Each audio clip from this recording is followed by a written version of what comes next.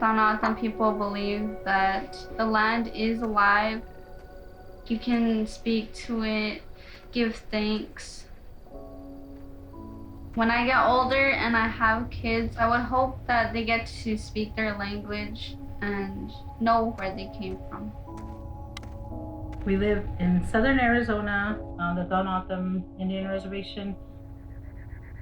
The district of Gavo'o, it is very rural, like we're isolated from a lot of services.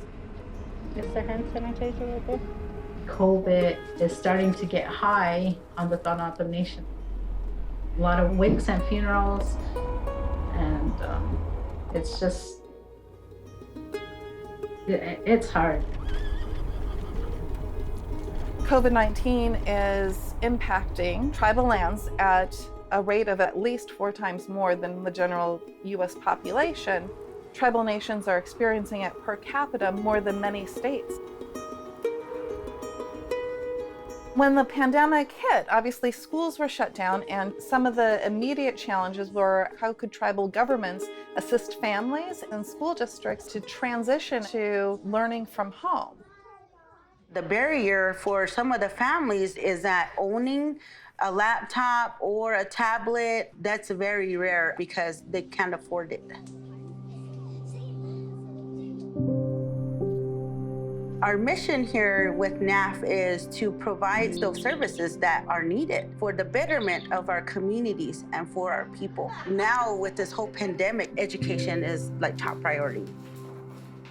There's nothing at all that's cookie cutter in Indian country. But what I think tribal nations can do is they can learn from each other's successes. So since the pandemic hit, we at the Harvard Project have been working on a COVID-19 Nation Building Toolbox.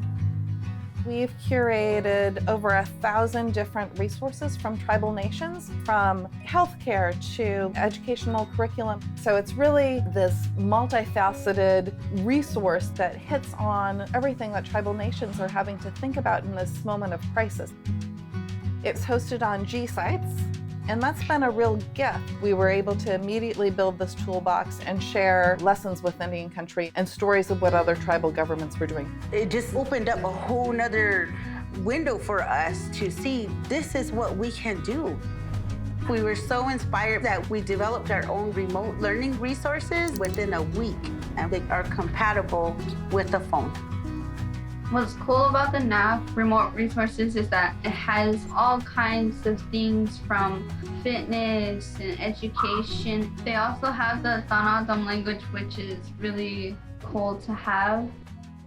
My school, they really don't have Tohono language, so it's kind of hard for me to learn my culture. Trying to keep it alive is what's most important.